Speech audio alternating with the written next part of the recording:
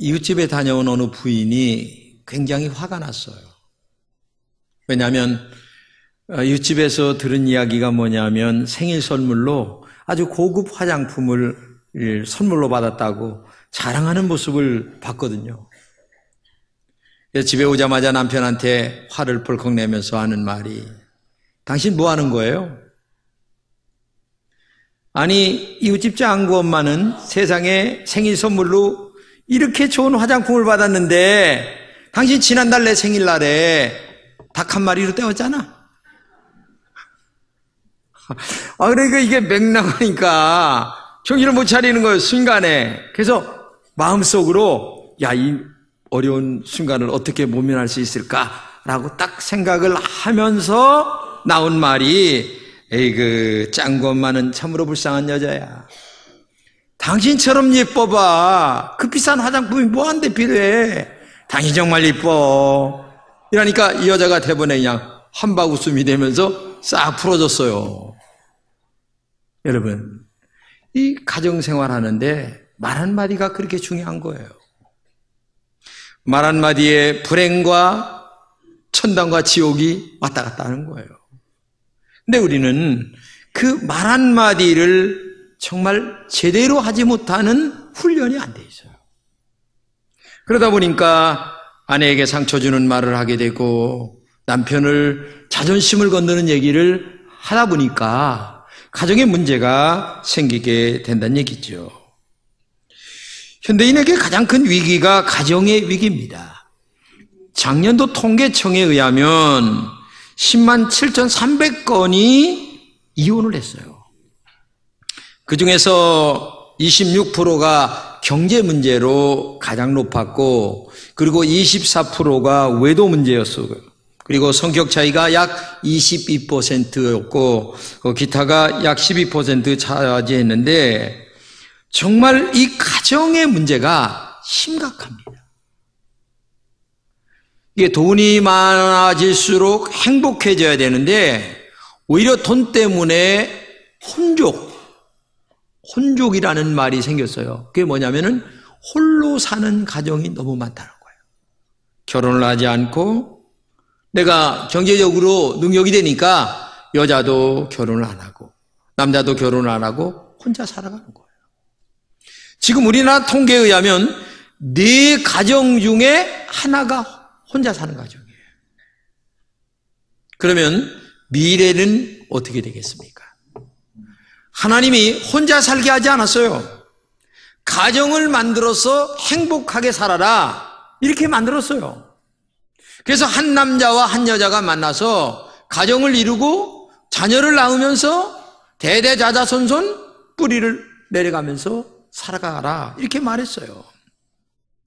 그래서 정말 처음부터 완전한 부분은 없지만, 그러나 불완전한 사람들끼리 만났지만 그래도 완전을 향하여 노력해가는 것이 이 결혼 생활이다. 존 비비어라고 하는 사람은 이런 말을 했습니다. 결혼은 알맞은 상대를 찾는 것이 아니라 내가 알맞은 상대가 되어가는 것이다. 그렇죠. 그렇습니다. 마태복음 19장에 예수님이 이혼과 결혼 문제에 대하여 알 수도 없는 말씀을 하세요. 같이 읽겠습니다. 예수께서 이르시되 사람마다 이 말을 받지 못하고 오직 타고난 자라야 할지니라. 이게 끝도 밑도 없는 얘기를 하세요. 근데 이 말을 쉽게 얘기하면 유진 피터슨은 이렇게 번역을 했습니다. 누구나 다 결혼 생활을 할 만큼 성숙한 것은 아니다. 결혼해서 잘 살려면 어느 정도 상대방을 용서하고 이해하고 받아들이는 자질과 은혜가 필요하다, 이렇게 얘기했습니다. 결혼해서 처음부터 완전한 사람은 없어요. 신부나 신랑이라고 하는 자격 시험을 보고 결혼합니까? 아니에요. 때가 되면 사랑에 콩깍지가 껴서 결혼하는 거예요. 그런데 콩깍지가 낄 때는 상대방이 그렇게 좋아 보이는데 솔직하게 얘기지 살면서 콩깍지가 다 벗어지는 거예요. 그러면 그때를 잘 넘겨야 되는데 그게 안 되기 때문에 결혼에 문제가 있는 거죠. 하나님의 세우신 가정은 우리가 정말 잘 꾸려가야 된다는 얘기입니다. 사실 하나님이 세우신 이 가정을 최고로 행복하게 해야 되는데 가장 불행하게 만드는 것이 가정이에요. 왜 그러냐? 마귀의 역사가 있기 때문에 그래요. 하나님이 만들었기 때문에 마귀는 더 득실거립니다. 그러다 보니까 우리의 가정들이 자꾸 해체가 되고 분열이 되고 이혼이 되고, 그래서 문제의 아이들이 만들어지고 문제의 아이들은 사회에 나와서 더 큰 문제를 만들게 되고 이렇게 계속 되어 간다는 얘기예요. 그렇기 때문에 오늘도 우리가 하나님 말씀대로 살면서 악한 영의 지배를 받는 가정이 아니라 성령의 인도를 받는 가정이 되어야 된다는 얘기죠. 오늘 본문의 말씀이 뭡니까? 최초인 사람인 아담과 하와에게 하나님이 결혼 주례사처럼 말씀하신 거예요. 너 하나님 중심으로 살아라, 말씀 중심으로 살아라, 둘이 하나가 되어라, 그래야 행복할 것이다. 이렇게 주님이, 하나님께서 최초에 아담과 하와에게 주례사처럼 말씀하신 겁니다. 하나님이 원하는 가정은 하나님을 경외하면서 살아가는 가정이죠. 서로 사랑하는 남자와 여자가 합하여 둘이 한 몸을 이루어 살아가는 가정이 하나님이 원하는 가정이에요. 그러면 행복한 가정을 만들기 위하여 오늘 세 가지 말씀드리겠을 때, 첫째는 부부가 서로 돕는 가정이 되어야 된다는 얘기입니다. 오늘 본문에 아담이 돕는 데 필요 없으므로 이런 말씀이 나오는데, 이 말은 가정을 만든 이유를 얘기하는데 내가 상대방을 돕기 위하여 가정을 이루었다는 겁니다. 반대로 상대방의 도움을 받는 것이 먼저가 아니라 내가 상대방을 도와주는 것이 먼저라는 사실이에요. 돕는 배필이 없으므로. 왜? 혼자이다 보니까 너무 쓸쓸해 보여. 그래서 하나님이 잠들게 하고서 갈빗대를 뽑아서 너 아담을 도와줘라. 그래서 돕기 위하여 하와를 만들었다는 얘기죠. 이 돕는다라고 하는 원어의 뜻은 구원하다.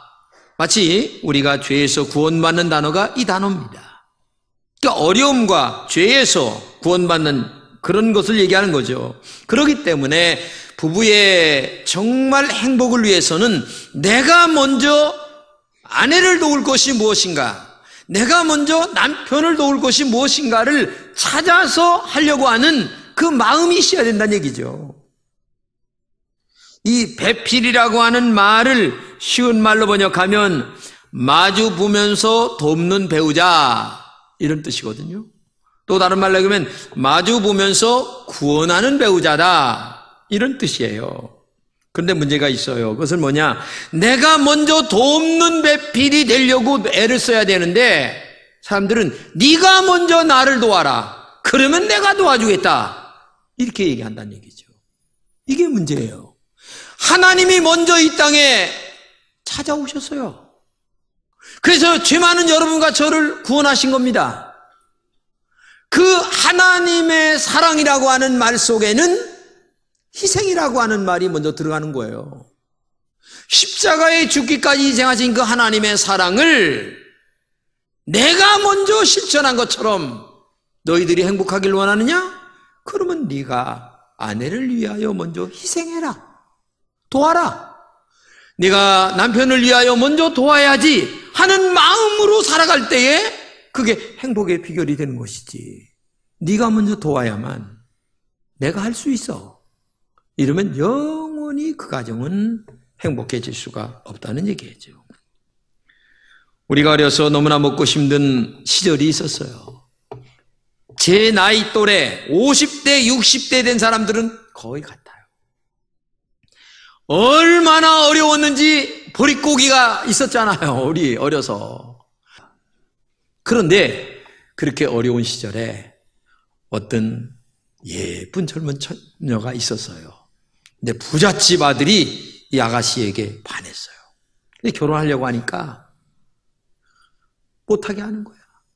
가난한 집에 어떻게?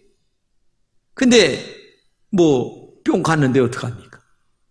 안 하면 죽는다 얘기를 하니까 할 수 없이 결혼을 시켰는데 부모의 입장에서는 그냥 입이 이만큼 나오고, 남편은 좋아서 싱글벙글 하는데 아내는 중학교밖에 안 나왔거든요. 근데 이 남편이 얼마나 지혜로운지 고등학교를 가르치고 대학교를 나오게 만들고 그리고 대학원까지 나오게 만들어서, 그러니까 이제 부모들의 마음이 어느 정도 흡족해져가지고 너무너무 행복하게 살았다는 이런 글을 봤어요. 사실 이거 얼마든지 가능한 거거든요. 내가 조금 도와주려고 하면 얼마든지 가능한 얘기예요. 근데 돕는 레필이 안 되기 때문에 문제란 얘기예요. 부탁합니다. 좀 도와주는 여러분 되시기를 주님의 이름으로 축복합니다. 두 번째는 부모로부터 독립하는 가정입니다. 오늘 본문 24절에 보니까 이러므로 남자가 부모를 떠난다고 하는 말은 풀어놓아 해방시키다 이런 말입니다. 이 말의 의미는 부모로부터 결혼을 하게 되면 정신적으로나 물질적으로나 독립을 하라는 얘기예요.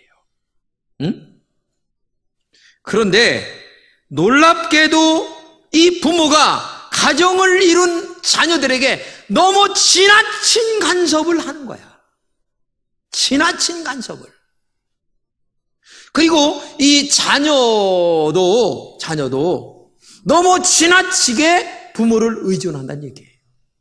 그러면 불행의 씨앗이 거기서부터 시작되는 거예요. 그렇기 때문에 가정을 이뤘으면 특별한 이유가 없이는 너희들 둘이 죽어도 살아도 잘 살아. 이렇게 하면서 뒤에서 기도해주고 그 다음에 격려해주고 용납해줘야 되는데 세상에 작은 것까지 시시콜콜 다 간섭하는 거예요. 이러면 부부가 독립심이 생기겠습니까? 안 되는 거예요.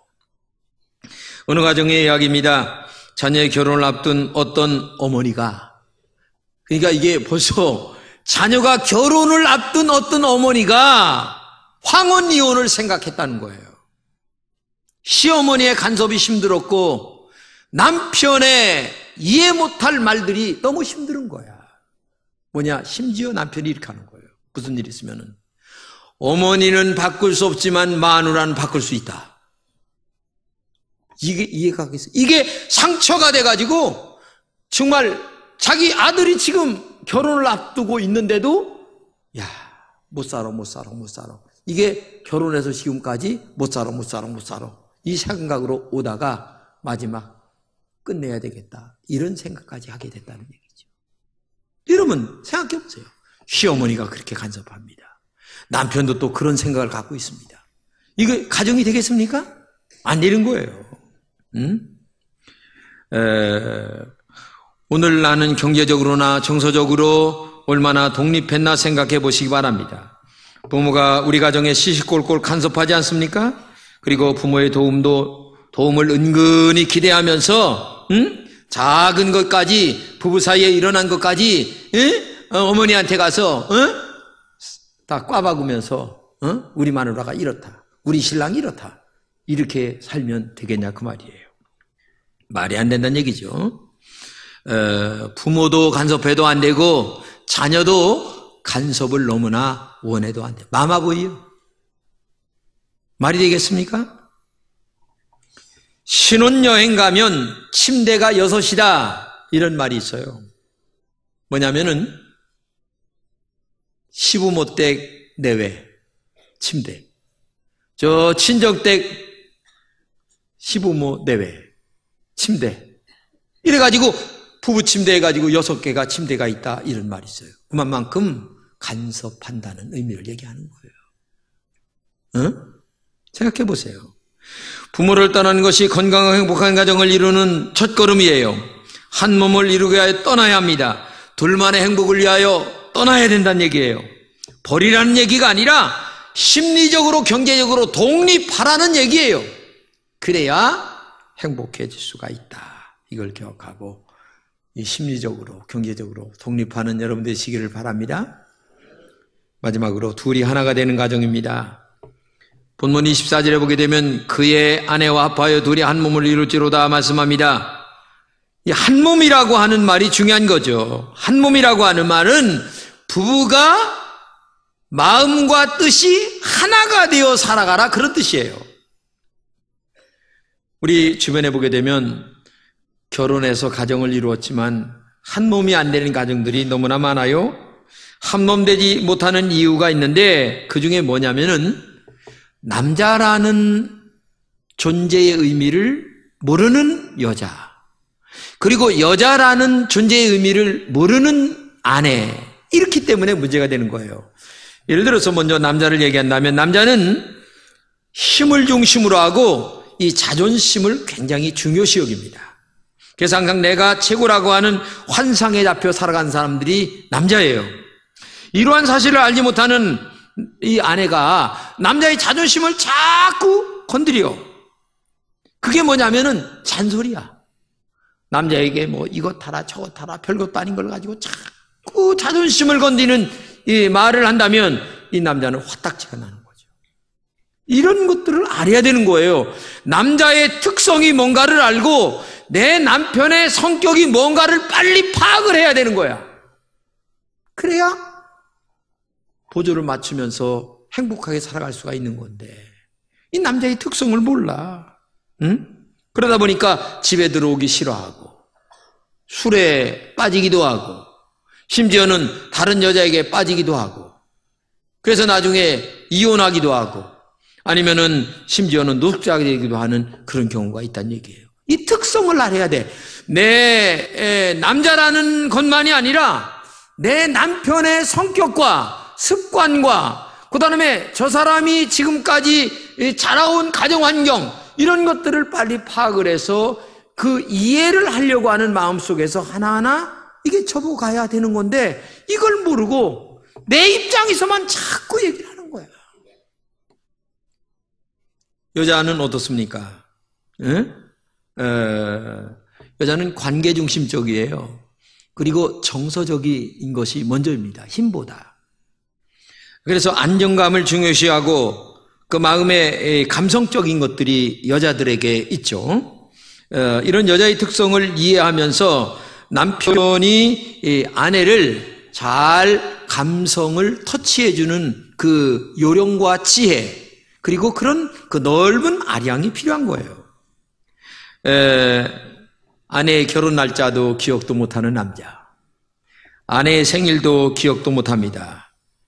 더군다나 사랑한다는 말 한마디 못합니다. 이때 아내가 살맛이 나겠습니까? 어쩌다가 가끔 하는 말이 죽이는 말을 합니다. 여자가 왜 이렇게 잠만 자? 아니 배는 왜 이렇게 나왔어? 아니 세상 이렇게 죽이는 말만 한단 말이에요. 그러면 이게 여자의 입장에서는 굉장히 민감한 문제인데 아니 이런 것 왜 말을 해서 가정의 불화를 일으킵니까? 아니 그렇게 지혜가 부족합니까? 나보다 IQ는 훨씬 더 좋으면서. 사실 이게 얼마나 중요합니까? 아내를 살리는 보약은 진심으로 사랑한다는 말.